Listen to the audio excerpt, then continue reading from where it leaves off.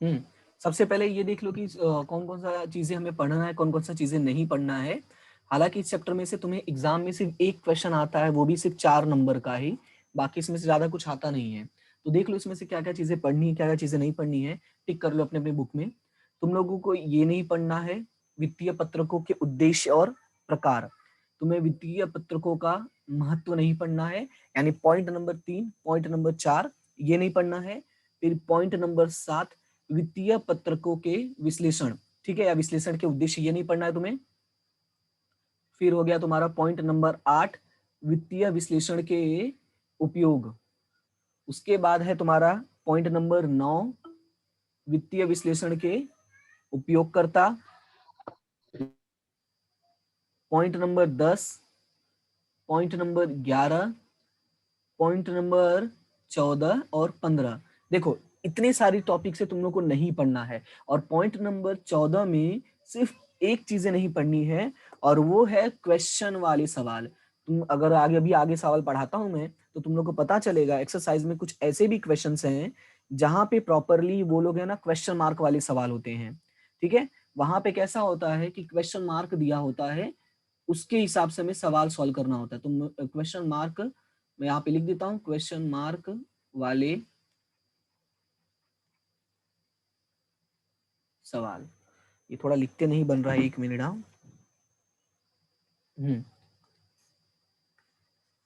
ये इतनी चीजें नहीं पढ़नी है, पहले इतना टिक कर लो। और इसमें याद रखना है इसे क्वेश्चन मार्क वाले, हाँ, बाकी सब पढ़ना है।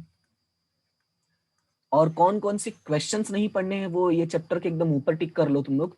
ठीक है, तो यहाँ पे मैं ऊपर लिख देता हूँ। तो एग्जाम्पल में कौन कौन सा चीजें नहीं पढ़ना है पहले वो लिख देता हूँ मैं। तो तुम लोग को एग्जाम्पल जो है तुम्हारा, एग्जाम्पल नंबर 9 से लेके 20 तक सारे एग्जाम्पल तुम्हें नहीं पढ़ने हैं। एग्जाम्पल नंबर 9 से 20 तक, यानी हम लोगों को सिर्फ 1 से 8 तक पढ़ना है। दूसरा चीज, अब स्वाध्याय में क्या क्या नहीं पढ़ना है तो वो भी लिख लो। स्वाध्याय में तुम लोगों को 8वां और 10वां, ठीक है, 8वां और 10वां, और साथ साथ में 11 से लेके 14 तक हमें कुछ भी नहीं पढ़ना है। यानी टोटल इतनी चीजें इस बार यहाँ से कैंसल हैं इस चैप्टर में से। यानी हमें पढ़ना क्या है यहाँ पे, सिर्फ 1 से 8 सवाल, एग्जाम्पल सॉरी, 1 से 8 एग्जाम्पल ये पढ़ना है और ये नहीं पढ़ना है। और एक्सरसाइज में हम लोगों को सिर्फ 7 क्वेश्चन यहाँ पे है, टोटल 8 से 11, यानी 8 से पूरा ही कैंसिल है, तो 5 6 7 से 3 ही क्वेश्चन पढ़ने हैं। ठीक है, ये तो था तुम लोगों का कि कौन कौन सी चीजें पढ़नी है और कौन कौन सी चीजें नहीं पढ़नी है। तो उम्मीद करता हूँ ये सारी चीजें टिक कर लिए होंगे। अब हम लोग स्टार्ट करते हैं। अगर बुक है तुम लोग के पास तो पेज नंबर 155 पे निकाल लो। अगर बुक नहीं है तो कोई बात नहीं, पेज नंबर 155, वित्तीय पत्रकों का अर्थ। सबसे पहले समझते हैं कि वित्तीय पत्रक होते क्या है।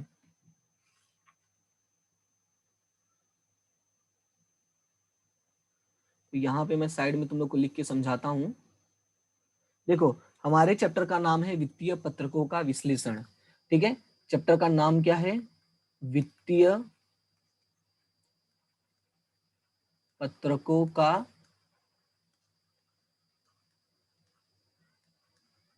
विश्लेषण। ठीक है, यानी जो व्यवसाय के वित्तीय पत्रक होते हैं उन लोगों को विश्लेषण, यानी उन लोगों के बारे में समझना। तो उन लोगों के बारे में समझने से पहले हमें यह समझना जरूरी है कि वित्तीय पत्रक क्या होता है। तो सबसे पहले हम वित्तीय पत्रक के बारे में समझते हैं कि ये वित्तीय पत्रक है क्या। तो इसी के लिए मैंने ये पेज नंबर तुम लोग को बोला निकालने के लिए। ठीक है, अब यहाँ पे देखो कि वित्तीय पत्रक के बारे में क्या बोला है, कि वित्तीय पत्रक अर्थात, देखो यहाँ पे बोला है कि वित्तीय पत्रक अर्थात ऐसे पत्रक जिनके द्वारा इकाई की वित्तीय परिस्थिति के विविध पहलुओं के परिणामों की जानकारी प्राप्त की जा सकती है। वित्तीय पत्रक का मतलब क्या होता है, ऐसे पत्रक। ठीक है, वित्तीय पत्रक का मतलब है ऐसे पत्रक जिनके द्वारा इकाई की वित्तीय परिस्थिति के विविध पहलुओं के परिणामों की जानकारी प्राप्त की जा सकती है। जैसे कि हमारा व्यवसाय का लाभानी खाता, जो हम लोग ने पिछले चैप्टर में पढ़ा था, व्यवसाय का लाभानी खाता, लाभानी खाता पत्रक, और आर्थिक चिट्ठा वाला। ठीक है, हमने ये 2 चीजें अभी तक हमने पढ़ी हैं वित्तीय पत्रक में, जिसके बारे में हमें पता है कि व्यवसाय की वित्तीय स्थितियों के पहलुओं के बारे में बताते हैं। तो ये हमारा होता है वित्तीय पत्रक। और इससे क्या पता चलता है, वित्तीय पत्रक बेसिकली हमें क्या बताते हैं, धनदाखी इकाई की विवरणवार वित्तीय स्थिति दर्शाती व्यवस्थित रीति से तैयार की गई रिपोर्ट है। अगर कोई हमसे पूछता है कि वित्तीय पत्रक क्या है, तो वित्तीय पत्रक अर्थात कि ऐसे पत्रक जिनके द्वारा इकाई की वित्तीय परिस्थिति के विविध पहलुओं के परिणामों की जानकारी प्राप्त की जा सकती है। पहला चीज तो ये हो गया।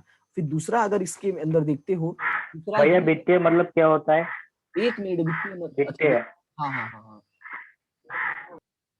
वित्तीय मतलब देखो, अभी ये तो बहुत बड़ा सवाल पूछ लिया कि वित्तीय क्या होता है।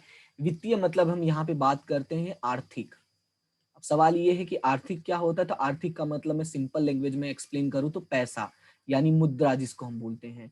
किसी भी व्यवसाय का जो मेन टारगेट होता है वो पैसा यानी आर्थिक ही होता है। तो उसी के बारे में जानकारी जो प्राप्त करने के लिए जो भी हम पत्रक बनाते हैं, इसलिए उन सभी को हम क्या बोलते हैं, वित्तीय पत्रक बोलते हैं। ठीक है, उम्मीद करता हूँ कि इतना क्लियर हो गया होगा। यस भैया। ठीक है, अभी थोड़ा और समझते हैं इसमें थियरी जो है, थोड़ा सा थियरी है, ज्यादा नहीं है।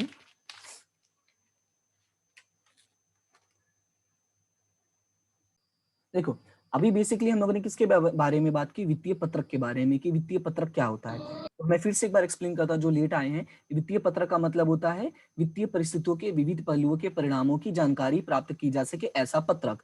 अब वित्तीय पत्रक क्या है, तो वित्तीय पत्रक, वित्तीय का मतलब क्या होता है, वित्तीय का मतलब होता है आर्थिक मुद्रा या पैसे। ये हो गया वित्तीय पत्रक। लेकिन हमारे चैप्टर का नाम है वित्तीय पत्रकों का विश्लेषण। तो विश्लेषण जानने के लिए हम थोड़ा सा और आगे चलते हैं, और हमारा जो नेक्स्ट पेज है उसमें आएगा वित्तीय पत्रकों का विश्लेषण। ठीक है, इसमें देखो क्या लिखा है कि वित्तीय पत्रकों का विश्लेषण का मतलब क्या होता है, कि देखो हमने क्या किया है कि वित्तीय पत्रकों को तैयार करने का हेतु पूर्व निर्धारित होता है कि जो भी कंपनियां हैं वो वित्तीय पत्रक क्यों तैयार करती हैं, किस लिए तैयार करती हैं, उनका उद्देश्य क्या होता है, ये उन लोगों को पहले से ही पता होता है। परंतु परंतु मेन जो है वो ये है, आगे देखो यहाँ पे क्या लिखा हुआ है, परंतु वित्तीय पत्रकों को तैयार होने के बाद, देखो एक बार तैयार हो गई है, तैयार होने के बाद उनकी पुनः रचना करके उनकी तुलना हो सके उस स्वरूप में तैयार किया जाता है। और तुलनात्मक स्वरूप में तैयार हुए वित्तीय पत्रकों के आधार पर विविध पक्षकार अपने जरूरी निर्णय लेते हैं और इस संपूर्ण प्रक्रिया को विश्लेषण के रूप में पहचानते हैं। तो वित्तीय पत्रक मतलब हमारा जो विविध पहलुओं को दर्शाता है ऐसा पत्रक, वित्तीय पहलुओं को। और एक बार वो पत्रक तैयार हो गया, उसके बाद उसकी पुनः रचना करके, अभी ये मैं बताऊंगा कि उसकी पुनर्रचना का मतलब क्या है, कैसे है, रचना करके हम क्या करते हैं, तुलना करते हैं। और इस तरह से तुलनात्मक स्वरूप में पत्रक हमने तैयार किया। और इसका उपयोग जो है विविध पक्षकार लोग करते हैं। जैसे कंपनी में बहुत सारे लोग होते हैं, लेनदार, देनदार, बैंक वाले, ठीक है, ऐसे बहुत सारे लोग होते हैं, वो लोग अपना निर्णय लेते हैं। और इस संपूर्ण प्रक्रिया को, ठीक है, ये जो हमने काम किया है, पुनर्रचना किया, निर्णय लिया, ये संपूर्ण प्रक्रिया को ही हम क्या बोलते हैं, विश्लेषण बोलते हैं। और ये वित्तीय पत्रकों का होने की वजह से इसको वित्तीय विश्लेषण कहा जाता है। ठीक है, क्लियर हुआ इतना? ये पॉइंट क्लियर हुआ? भैया एक बार फिर बता दो। हाँ, देखो मैं फिर से एक बार एक्सप्लेन करता हूं।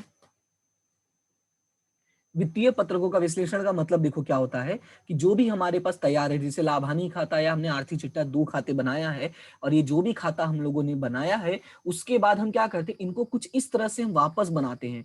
पुनर्रचना करने का मतलब सेट करते हैं आगे पीछे दाएं बाएं, या जैसे भी हमें तुलना हो सके ऐसा। ऐसा जरूरी नहीं है कि अपने मतलब ये कोई स्वरूप में ही बनाना होगा, हमें जैसे तुलना कर सके ऐसा बनाना है। क्योंकि मेन क्या है, हमें ये समझना है कि तुलना हो सके, ठीक है, मेन यही है कि तुलना हो सके उस स्वरूप में तैयार करना है।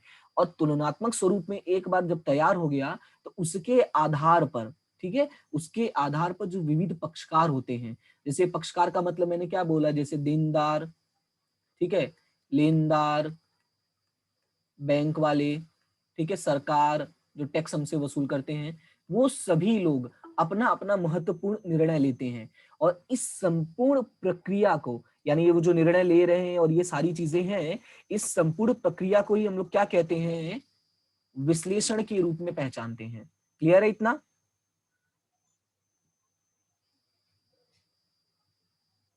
इतना क्लियर है? हाँ। हाँ, अभी मैं आगे बढ़ता हूं। वित्तीय विश्लेषण के प्रकार, अब देखो प्रकार में क्या क्या चीजें समझनी है वो देखो कि यहाँ पे तुम्हें कुछ 3 प्रकार का मेन है जो वो दिख रहा है। एक है पक्षकारों के आधार पर, एक है समतल या ऊर्ध्व स्वरूप में, और एक है समय के आधार पर। मैं तुम लोग को शॉर्ट में ही समझा देता हूँ, ठीक है। मेन हेडिंग जो है वो ये है, वो ये टिक कर लो, पक्षकारों के आधार पर, समतल या ऊर्ध्व स्वरूप में, और एक है समय के आधार पर। ये तुम्हारी मेन हेडिंग है, ठीक है। अब देखो उसमें सब जो पक्षकारों के आधार पर उसमें दो है, एक बाह्य है और एक आंतरिक है। बाह्य का सिंपल मतलब मैं ऐसे समझा देता हूँ, बाहरी के लोग, ठीक है। बाह्य का मतलब बाहरी के लोग और आंतरिक का मतलब जो हमारे अंदर के लोग हैं, यानी कि व्यवसाय। किसके लोग? व्यवसाय के लोग। उसके बाद है समतल और ऊर्ध्व। तो इसका हम डिटेल में थोड़ा पढ़ते हैं, एक बार क्लियर कर लेते हैं कि बाह्य विश्लेषण का मतलब क्या होता है। बाह्य विश्लेषण का मतलब ये हुआ कि जब हमारे विनियोगकर्ता, ठीक है, जब हमारे विनियोगकर्ता, वित्तीय संस्थाएं, सरकारी एजेंसियां, क्रेडिट रेटिंग एजेंसियां या संशोधनकर्ता, यानी जब ये लोग हमारे कंपनी के वित्तीय पत्रकों का उपयोग करके तुलना करके चीजों को समझते हैं, तब होता है वो बाह्य विश्लेषण। अब इसमें देखो और आगे क्या लिखा गया है, और आगे इसमें देखो लिखा गया है कि धंधा की इकाई की प्रकाशित हिसाब, जैसे कि आवक का पत्रक, पक्की तलपट, ऑडिटर या संचालक की रिपोर्ट आदि का विश्लेषण करके अपने विनियोग के संबंध में या अन्य निर्णय लिया जाए, तो इस प्रकार के विश्लेषण को बाह्य विश्लेषण कहते हैं। बस तुम्हें मेन ये समझना है कि जब बाहर के लोग, ठीक है, व्यवसाय में जब बाहर के लोग यानी कि विनियोगकर्ता, वित्तीय संस्थाएं, सरकारी एजेंसियां, क्रेडिट रेटिंग एजेंसियां, संशोधनकर्ता, जब ऐसे लोग हमारे कंपनी के हिसाब यानी कि आवक का पत्रक, पक्की तलपट, ऑडिटर या संचालक की रिपोर्ट, जब ऐसे डॉक्यूमेंट का या ऐसे पत्रकों का उपयोग करके निर्णय लेते हैं, तो हो जाता है बाह्य विश्लेषण, ठीक है। तो ये था पहला, पक्षकारों के आधार पर। अभी दूसरा है इसमें आंतरिक। भैया क्रेडिट रेटिंग एजेंसिया क्या होता है? क्रेडिट रेटिंग एजेंसी मतलब कुछ ऐसी संस्थाएं होती है ना, जो तुम्हारे व्यवसाय को मार्क्स देते हैं।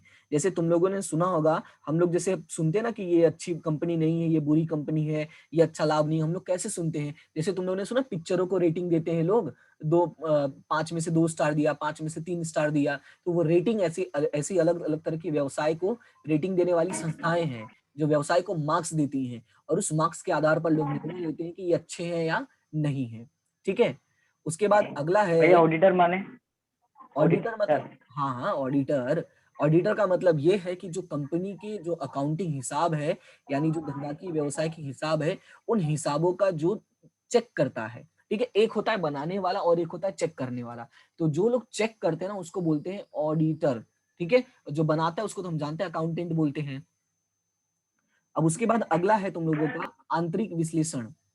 अब देखो आंतरिक विश्लेषण में क्या लिखा गया है कि धंधा के संचालकों द्वारा तैयार हुए वित्तीय पत्रकों के आधार पर निर्णय लिए जाते हैं, और इन निर्णयों का आधार विश्लेषण पर होता है। देखो मेन कैसा है कि तुम्हें पता है, जो व्यवसाय के संचालक होते हैं वो अलग अलग पहलुओं पर निर्णय लेते हैं, और वो निर्णय कैसे लेते हैं? व्यवसाय में जो वित्तीय पत्रक होते हैं उसके आधार पर, कि कौन सा नया प्रोडक्ट लॉन्च करना है, कितना खर्चा बढ़ गया, उस खर्चा को कम कैसे करना है, व्यवसाय को आगे कैसे बढ़ाना है, ये सारे निर्णय ये लोग लेते हैं। और वो निर्णय किसके आधार पर लेते हैं? वित्तीय पत्रकों के आधार पर।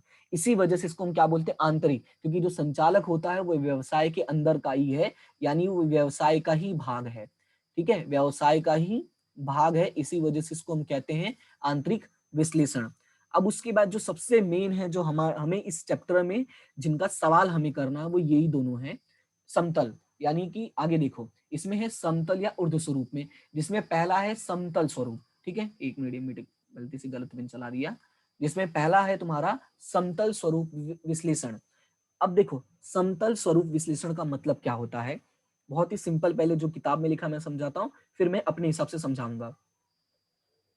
कुछ डाउट है किसी को? चांदनी?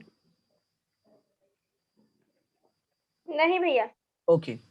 अभी यहाँ पे देखो क्या लिखा है, वित्तीय पत्रक प्रति वर्ष तैयार किए जाते हैं, अलग अलग वर्ष के वित्तीय पत्रकों की तुलना की जाए, उस प्रकार के विश्लेषण को समतल स्वरूप विश्लेषण कहते हैं। देखो यहाँ पे एक वर्ड लिखा हुआ है जो मेन है, कि अलग अलग वर्ष के वित्तीय पत्रकों की तुलना की जाए, तो उस प्रकार के वित्तीय विश्लेषण को समतल स्वरूप विश्लेषण कहते हैं। मैं एक छोटा सा एग्जांपल देना चाहूंगा। जैसे कि कभी कभार ऐसा होता है कि हमारे घर में हमारा 2010 2010 नहीं, 2010 नहीं, हमारे 10वीं का रिजल्ट 11वीं का रिजल्ट का वो लोग तुलना करते हैं, बोलते हैं देखो 10वीं में कितना पढ़ता था, कितना होशियार था, 11वीं में देखो कितने कम नंबर आ गए, फिर 12वीं में पता नहीं क्या करेगा क्या करेगी, ऐसा डायलॉग मारते हैं कि नहीं। 10वीं में बोलेंगे देखो इतना पढ़ता था, 11वीं में जब से मोबाइल आया तब से बर्बाद हो गया।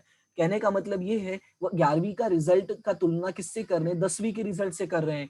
यानी 2010 और 2011 दो अलग अलग वर्षों की तुलना कर रहे हैं ना, यानी दो अलग अलग वित्तीय पत्रक की, और उसके आधार पर वो तुम्हारे 12वीं का अंदाजा लगा रहे हैं। कहने का मतलब ये है कि व्यवसाय जब एक से ज्यादा वर्ष की तुलना करती है उसको हम क्या बोलते हैं, समतल। देखो समतल क्यों बोलते हैं कि समतल मतलब ऐसा लाइन होता है ना, समतल मतलब ऐसा लाइन होता है, और लाइन में देखो क्या होगा 2013 14 15 16 17, ये देखो ये सारी चीजें कैसी हैं, एक लाइन में है, इसी वजह से इसको क्या बोलते हैं, समतल स्वरूप के विश्लेषण। क्लियर है इतना। उसके बाद है अगला ऊर्ध्व स्वरूप विश्लेषण, जिसको हम या तो खड़ा स्वरूप भी बोलते हैं या वर्टिकल भी बोलते हैं। अब इसका भी मैं तुम्हें पहले किताब वाला समझाता हूँ, फिर एक एग्जांपल देता हूँ। देखो इसमें क्या लिखा गया है, इस प्रकार के विश्लेषण का उपयोग एक ही वर्ष के, देखो इसमें मेन जो ये है कि एक ही वर्ष के वित्तीय पत्रकों की तुलना के उपयोग में लिया जाता है। इसमें मेन ये समझना है कि जब हम एक ही वर्ष के वित्तीय पत्रकों की तुलना करते हैं तब वो बन जाता है तुम्हारा ऊर्ध्व स्वरूप विश्लेषण या खड़ा स्वरूप विश्लेषण। खड़ा स्वरूप का मतलब है ये हो गया कि एक ऐसी लाइन खींच दो, ये बन गया तुम्हारा खड़ा स्वरूप। ठीक है, ये क्या बन गया, खड़ा स्वरूप। एक सिंपल एग्जांपल देता हूं, जैसे कि मान लो तुम्हारा 11वीं का रिजल्ट है, ठीक है, तो 11वीं का एक ही रिजल्ट होगा, है ना। अब ऐसे ऐसा तो है नहीं 11वीं है फिर 12वीं है फिर 13वीं है, मतलब कॉलेज का ऐसा तो है नहीं, सिर्फ एक ही रिजल्ट है यानी 11वीं का है। अब 11वीं में मान लो अलग अलग सब्जेक्ट की तुलना करते हो, जैसे तुमने अकाउंट का तुलना किया, तुमने ओसी का यानी तुम्हारा जो बीए का सब्जेक्ट होता है उसकी तुलना किया, तुमने इको का तुलना कर रहे हो, ठीक है, तुम्हारा स्टेट का पढ़ रहे हो कि भाई स्टेट में कितने नंबर आए, किसमें ज्यादा आए, किसमें कम आए, किसमें कम क्यों आए, ये तुलना कर रहे हो। तो ये क्या है, एक खड़ा स्वरूप में है कि नहीं, एक ही वर्ष का है और एक ही खड़ा स्वरूप में है। ठीक है, एक ही वर्ष का होने की वजह से इसको हम क्या बोलते हैं, इसको खड़ा स्वरूप का विश्लेषण बोलते हैं। ठीक है, तो ये दोनों तुम्हें याद रखना है कि समतल का मतलब क्या होता है, सीधा लाइन ऐसे। ओके, समतल जमीन पर लेटा हुआ है, जमीन पर लेटा हुआ मतलब कई सारे लोग हैं, और जब खड़ा हुआ है तो एक ही खड़ा हुआ है। ठीक है, क्लियर इतना। उसके बाद जो मेन है हमारा अगला है, मतलब और भी दो बचा है, एक है समय के आधार पर। तो समय के आधार पर बहुत सिंपल है, दो है, एक दीर्घकालीन का विश्लेषण है और एक अल्पकालीन का। तो दीर्घकालीन का तो मैंने बताया था, जब 12 महीने से ज्यादा का होता है तब वो क्या होता है, दीर्घकालीन होता है, और जब 12 महीने से कम का होता है तो वो क्या होता है, अल्पकालीन होता है। बाकी इसमें ज्यादा जानने की जरूरत नहीं है, बस सिंपल सिंपल समझ लो कि एक से ज्यादा वर्षों के लिए है तो वो क्या बन गया है तुम्हारा दीर्घकालीन, और एक से कम वर्ष के लिए है तो वो तुम्हारा बन गया अल्पकालीन। क्लियर इतना।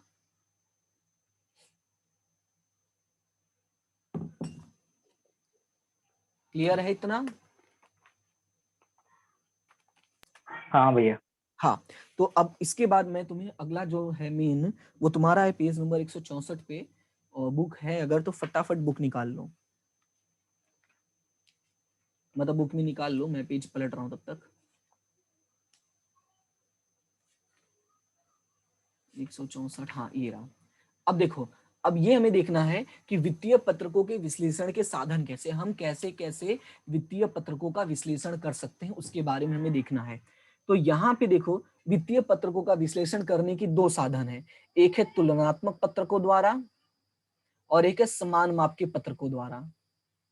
ठीक है, तुलनात्मक क्या हो रहा है, जब हम तुलनात्मक की बात करेंगे तो याद रखना दो या उससे ज्यादा, ठीक है, दो या उससे ज्यादा। इसका एक और नाम अभी मैंने कुछ देर पहले लिखा था, तुम लोगों को अगर तुमने ध्यान दिया होगा, एक मिनट, दो या उससे, देखो फिर से एक मिनट, दो या उससे ज्यादा, फिर से ज्यादा के बदले ज्यादा लिखा गया, ठीक है, दो या उससे ज्यादा। इसका एक और नाम अभी मैंने कुछ देर पहले लिखा था, वो था समतल। देखो जब भी मैं तुलनात्मक बोलूंगा तो तुलनात्मक का मतलब होगा कि दो लोगों की तुलना हो रही है। जैसे कि मान लो मैं मिस्टर ए की तुलना मिस्टर बी के साथ अगर करता हूं, यानी ए की तुलना बी के साथ करता हूं, ए की तुलना ही मैं बी के साथ कर सकता हूं, क्योंकि जब दो लोग होंगे तभी तुलना होगी, इसीलिए इसका नाम क्या, तुलनात्मक पत्रक है। यानी ये ऐसी लाइन होगा तभी तुलना होगी। ठीक है, और समान माप का मतलब ये होगा जब ये ऐसी तुलना करोगे, जो मैंने 2011वीं का तुम लोग का एग्जाम दिया, सॉरी 11वीं का जो मैं एग्जाम्पल दिया कि 11वीं के रिजल्ट की ही तुलना आपस में अगर करते हो कि अकाउंट का सब्जेक्ट है, इको का सब्जेक्ट है, ऐसा अलग अलग, तो वो हो गया तुम्हारा समान माप के पत्रक का। ठीक है, तो इसमें दो मेथड है, एक है तुलनात्मक पत्रकों द्वारा और एक है समान माप के पत्रकों द्वारा। तो तुलनात्मक माप के पत्रक जो है तुम्हारे, उसमें 2 या उससे ज्यादा पत्रक होंगे और समान माप में सिर्फ एक ही पत्रक होगा, जैसे 11वीं का रिजल्ट। क्लियर है, जिसमें से हमें इस चैप्टर में सिर्फ ये वाला ही पढ़ना है, हमें ये नहीं पढ़ना है। इस बार इस सिलेबस में से ये वाला कट कर दिया है, जो 30% कट किया गया है इस चैप्टर में से, वो ये वाला टॉपिक पूरा का पूरा कट कर दिया है। और इस वाले में से सिर्फ और सिर्फ क्वेश्चन मार्क वाले पॉइंट कम किया है, यानी लगभग हमें ज्यादा सवाल नहीं करना, हमें 2 ही सवाल ढंग का करना है। ठीक है, तो इसका एक बार परिभाषा समझ लेते हैं। कभी कभार एग्जाम में आ जाता है कि तुलनात्मक पत्रकों द्वारा समझाइए क्या होता है, तो इसमें तुम्हें एग्जाम ये समझा देता हूँ क्या लिखा गया है। इस प्रकार के तुलनात्मक पत्रक में तुलनात्मक पक्की तलपट और तुलनात्मक लाभ हानि का पत्रक तैयार किया जाता है। यह तुलना समतल स्वरूप में, ठीक है, होती है, इसलिए उसे वित्तीय पत्रकों का समतल विश्लेषण कह सकते हैं। मैंने अभी कहा था कुछ देर पहले कि ये समतल स्वरूप की होती है क्योंकि ये ऐसा होता है। ओके, इसलिए इसे हम समतल विश्लेषण कहते हैं। अब इसका मैं तुम्हें फॉर्मेट दिखा देता हूँ सवाल का, कि सवाल का इसका फॉर्मेट कैसा होगा। ये अपने नोटबुक में तुम लोग इस फॉर्मेट को तैयार करोगे। ठीक है, कुल 5 कॉलम बनेंगे। ठीक है, कुल कितने कॉलम बनेंगे, सॉरी कुल 6 कॉलम बनेंगे। इसको अच्छे से ढंग से देख लो कि कितने कॉलम बनते हैं, मैं एक एक करके समझा देता हूँ। सबसे पहला जो कॉलम होगा वो होगा तुम्हारा विवरण का। पहला कॉलम किसका होगा, तुम्हारा विवरण का। दूसरा कॉलम होगा टिप्पणी नंबर। तीसरा कॉलम होगा गत वर्ष। चौथा कॉलम होगा चालू वर्ष। पांचवा कॉलम होगा वृद्धि और कमी, और छठा कॉलम भी होगा वृद्धि और कमी। लेकिन अब देखो अंतर क्या क्या है इस विवरण में। इस विवरण में तुम्हारा डिटेल लिखोगे, चाहे वो लाभ हानि का हो, ठीक है, चाहे वो आर्थिक चिट्ठे का हो। अब एक चीज तुम्हें याद रखना है कि तुम्हें आर्थिक चिट्ठे का और लाभ हानि का दोनों का पूरा फॉर्मेट अगर ढंग से याद होगा तो ये सवाल बहुत आसानी से कर लोगे। और इसी वजह से मैंने जोर दिया है कि तुम लोग तीसरे चैप्टर का जो फॉर्मेट है वो ढंग से करना, ताकि यहाँ पे देखो फॉर्मेट लिखने में दिक्कत ना। ये देख रहे हो ना, ये पूरा का पूरा लाभ हानि का फॉर्मेट ही लिखा हुआ है, पूरा वही वही कॉपी पेस्ट करना होता है। बस अंतर इतना हो जाता है कि यहाँ पे 2-3 एक्स्ट्रा कॉलम बन जाते हैं। ठीक है, तो इसको हम लोग एक बार वापस देखते हैं कि क्या क्या चीजें लिखते हैं। सबसे पहला हमारा क्या होगा, विवरण होगा। विवरण में जिसमें हमें जैसे जो अगर लाभ हानि का बना रहे हो तो तुम्हारा बिक्री, बिक्री से उपज, वो सारी चीजें लिखनी है। उसके बाद अगला बनाओगे तुम टिप्पणी नंबर। ये हमें कॉलम खाली छोड़ना पड़ता है, इसमें कुछ लिखने की जरूरत नहीं होती है। उसके बाद अगला होता है गत वर्ष, यानी 2 साल तुम्हें दिया होगा तो अब तुम्हें पहचानना है कि इसमें से गत वर्ष कौन सा है और चालू वर्ष कौन सा है। जैसे कि मान लो 2 साल दिया है, 2016 और 2017, तो 2016 और 2017 में गत वर्ष कौन सा है, चालू वर्ष कौन सा है। कौन बताएगा 2016-17 में से चालू है कौन सा, गत कौन सा है।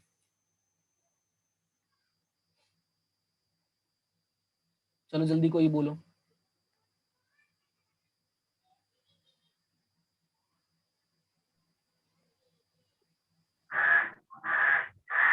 भैया 2016 गत वर्ष है और 2017 चालू वर्ष है।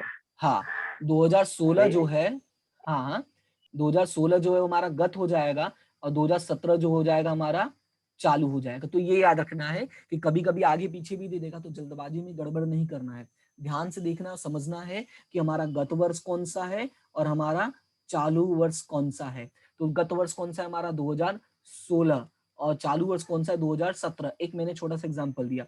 उसके बाद तुम्हें क्या करना होगा, तुम्हें निकालना होगा वृद्धि और कमी। वृद्धि और कमी का मतलब होगा तुम्हें अंतर निकालना है, और उसके लिए तुम लिख लोगे यहाँ पे कि पांचवा कॉलम बनाना है तो चौथे में से तीसरा माइनस करना पड़ेगा। मतलब ये हुआ कि यहाँ पे जो भी रकम दिया होगा 2017 का, ठीक है, यानी कि 2017 का जो भी रकम दिया होगा उसको 2016 में से क्या करोगे, माइनस करोगे, यानी 4 - 3 करोगे। ये इसको अच्छे से याद रखे लोगे तो दिक्कत नहीं होगा। तो यहाँ पे लिख देना है 4 - 3। उसके बाद अगला होगा तुम्हारा वृद्धि कमी परसेंटेज में। तो वृद्धि कमी परसेंटेज का मतलब ये हो जाएगा कि 5/3 करना है। 5/3 का मतलब ये जो वृद्धि कमी आया है तुम्हारा परसेंटेज में, ये 5वां नंबर का, उसको ऊपर रखोगे, डिवाइड बाय 3। 3 का मतलब है पिछला वर्ष। याद रखना, हम कभी भी तुलना हमेशा पिछले वर्ष से ही करते हैं। जैसे अगर मुझे 12वीं का रिजल्ट देखना है तो अच्छा आया है कि बुरा है, तो मैं अपने 11वीं से तुलना करूंगा कि 11वीं में मेरे कितने परसेंटेज आए थे। तो 11वीं से तुलना करके मैं समझता हूँ कि मेरा 12वीं में अच्छा हुआ या बुरा हुआ। इसीलिए जब भी वृद्धि कमी का रकम लिखोगे उसके डिवाइड में हमेशा पिछला वर्ष लिखोगे, यानी कॉलम नंबर 3 का रकम, और गुणे क्या करना है, 100 करना है। तो ये आ जाएगा आंसर तुम्हारा परसेंटेज में। जो पांचवा कॉलम है ये आंसर होगा रुपए में, और जो छठा कॉलम है उसका आंसर होगा परसेंटेज में। ठीक है, तो टोटल 6 कॉलम बनाने हैं। फिर से बोलता हूं, पहला होगा तुम्हारा विवरण का, दूसरा होगा टिप्पणी नंबर, तीसरा होगा गत वर्ष, चौथा होगा चालू वर्ष, पांचवा होगा वृद्धि कमी रुपए में, और छठा होगा वृद्धि कमी परसेंटेज में। पांचवा कैसे निकालोगे, चौथे में से तीसरा माइनस करोगे, यानी इसमें से इसको माइनस करोगे तो ये मिलेगा। फिर क्या करोगे, छठा निकालने के लिए इसके डिवाइड में तुम क्या करोगे, नंबर 3, यानी 5 के डिवाइड में नंबर 3 कर दोगे तो तुम्हारा मिल जाएगा छठा, बस और गुणे 100 कर देना है। ठीक है, ये है तुम्हारा फॉर्मेट। तो फॉर्मेट क्लियर हुआ सभी को? बाकी तो देखो हाँ अंदर, सर। हाँ अंदर का देखो सारा सेम ही है, इसलिए वो चीजें मैंने नहीं बताया, क्योंकि ये फॉर्मेट ज्यादा तो तुम्हें याद रखने की जरूरत तो वैसे नहीं पड़ेगी, लेकिन याद रखे रहोगे तो अच्छा है। अगर मान लो कभी आगे पीछे दे दिया तो एक छोटा सा एग्जाम्पल है, वो मैं तुम्हें समझा देता हूँ। छोटा सा, बहुत छोटा सा एग्जाम्पल है। ठीक है, जैसे ये रहा दिया हुआ है, उदाहरण नंबर 1, विवेकानंद लिमिटेड का तारीख 31/3/2016 और 31/3/2017 के रोज पूरे होने वाले वर्ष का। ठीक है, तो ये छोटा सा एग्जाम्पल है, इसको एक बार देख लेते हैं कि कैसे सॉल्व करना होता है। तो यहाँ पे देखो, तुम्हें ये रहा सवाल दिया है, सवाल में 3 जानकारी दिया है, बिक्री से उपज, अन्य आवक और खर्च, सिर्फ 3 जानकारी दिया है। तो कोई फर्क नहीं पड़ता। पहले मैंने क्या कहा, विवरण बनाओ, तो विवरण लिखोगे। उसके बाद मैंने अगला कॉलम क्या बोला था, टिप्पणी नंबर। टिप्पणी के बाद अगला क्या था, गत वर्ष। तो अब इन दोनों में देखो, ये जो गत वर्ष है वो है 2016, और यहाँ पे है चालू वर्ष 2017। देखो इसमें आगे पीछे दे दिया है, इसलिए बहुत ही सावधानी पूर्वक देखोगे कि कौन सा ईयर कहाँ दिया गया है। तो 2016 पहले आएगा, फिर 2017 आएगा, फिर आएगा वृद्धि कमी, यानी कि चौथे में से तीसरा माइनस कर दोगे, यानी इसमें से ये माइनस करोगे। फिर अगला कॉलम बनेगा वृद्धि कमी परसेंटेज में, यानी 5 के बटे में 3 करोगे और गुणे 100। तो पहले तो ऐसे 5 कॉलम फटाफट बना लो। अब उसके बाद क्या करते हैं, रकम लिखते हैं जो जो दिया गया था। सबसे पहले क्या लिखा है, बिक्री से उपज। तो देखो मेन हेडिंग हो गई तुम्हारी बिक्री से उपज। देखो लाभ हानि का फॉर्मेट है, बिक्री से उपज, उसमें जोड़ोगे अन्य आवक, और अन्य आवक जोड़ोगे तो क्या मिलता है, कुल आवक मिलता है। जैसा फॉर्मेट है पूरा का पूरा वही फॉलो किया हुआ है। ठीक है, दोनों को जोड़ने के बाद हमें क्या मिलता है, कुल आवक। तो देखो दोनों में ही जोड़ा हुआ है, 2016 में भी 2017 में भी। 14 लाख प्लस 2.5 लाख, यहाँ पे मैं तुम्हें क्लियरली दिखाता हूँ, ये देखो, देखो 14 लाख था, 2.5 लाख था, दोनों का जोड़ के कितना हो गया, यहाँ पे 16.5 लाख हो गया। उसके बाद यहाँ पे 16 लाख और 3 लाख जोड़ा तो कितना हो गया, यहाँ पे 19 लाख हो गया। उसके बाद उसमें से हम क्या माइनस करते थे, खर्च। तो खर्च में डायरेक्टली पूरा ही रकम दे दिया, एक साथ अलग अलग नाम नहीं दिया है। तो 2016 वाला 2016 में ही लिखना कि 7,20,000 है। तो 16,50,000 में से कितना माइनस करोगे, 7,20,000। तो 7,20,000 माइनस करोगे तो आयकर से पहले का लाभ कितना आया, 9,30,000 रुपए आएगा। ठीक है, और इसमें से 19 लाख में से 9,60,000 माइनस करोगे तो ये हो जाएगा तुम्हारा 9,40,000 रुपए। ठीक है, तो ये पहला काम होगा। दूसरा काम है, हमें ये वृद्धि कमी निकालना है रुपए में। तो वृद्धि कमी रुपए में निकालना है, तो मैंने क्या बोला, 4 में से तुम्हें 3 माइनस करना है, यानी 16 लाख में से 14 लाख माइनस करोगे तो 2 लाख आएगा। फिर 3 में से 2.5 लाख माइनस करोगे 50,000 आएगा। 19 लाख में से 16.5 माइनस करोगे तो 2,50,000 आएगा। कैलसी थोड़ा ढंग से चलाना, एक भी जीरो आगे पीछे नहीं होना चाहिए। 19 लाख में से 16.5 लाख यानी 2.5 लाख।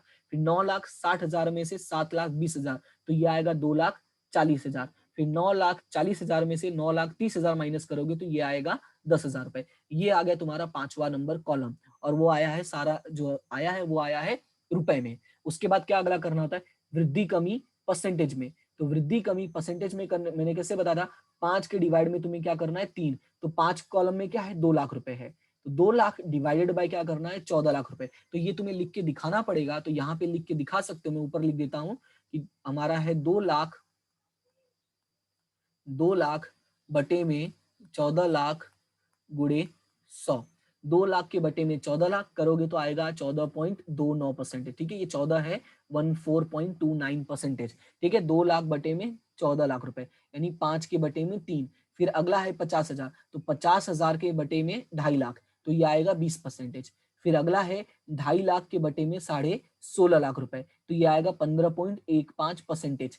फिर अगला है 2,40,000, तो 2,40,000 के बटे में 7,20,000, तो ये आएगा 33.33%। फिर अगला है 10,000, 10,000 के बटे में आएगा 9,30,000, तो ये तुम्हारा आंसर आएगा 1.08। तो इस तरह से तुम लोगों का क्या निकल जाएगा, वृद्धि कमी परसेंटेज में।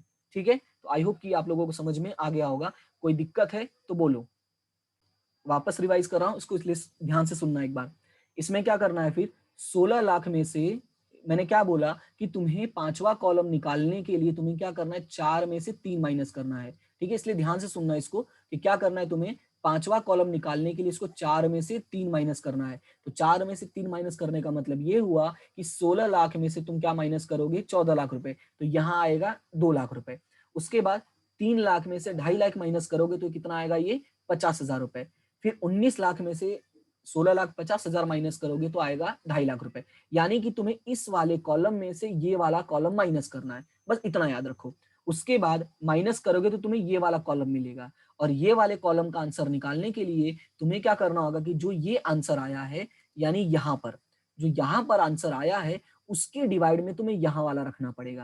यानी पांचवे के डिवाइड में तुम्हें क्या करना पड़ेगा 3 करना पड़ेगा। तो जैसे एक मैं लिख के दिखा देता हूँ कि ये 2 लाख है, उसके डिवाइड में 14 लाख रुपए किया, तो 2 लाख के बटे में तुम अगर 14 लाख रुपए करते हो, ठीक है, और गुणे क्या करोगे 100, तो तुम्हारा आ जाएगा 14.29%। कैल्सियम एक बार ऐसा हो तो चेक कर लो, 2 लाख बटे में 14 लाख गुणे 100। ठीक है, तो उम्मीद करता हूँ कि अब सबको समझ में आ गया होगा। अगर अभी भी कोई डाउट है तो बोल देना मुझे क्लियरली, और आज के लिए इतना ही, कल आगे के सवाल हम लोग शुरू करेंगे। ठीक है, और आज कोई सवाल अभी नहीं बताऊंगा, इसलिए आज के लिए इतना ही, कल इसका आगे का शुरू करेंगे हम लोग।